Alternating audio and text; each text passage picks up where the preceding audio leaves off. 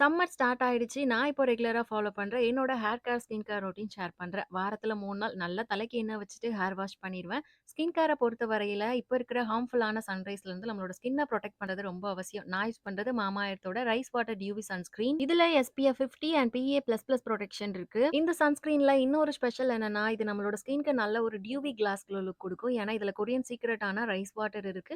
நியாசினமைடும் இருக்கு. அதனால நம்மளோட ஸ்கின்ல இருக்கிற டார்க் ஸ்பாட் எல்லாம் சரி பண்ணி ஸ்கின்ன நல்லா ஈவன் அவுட் பண்ணி குடுக்கும்.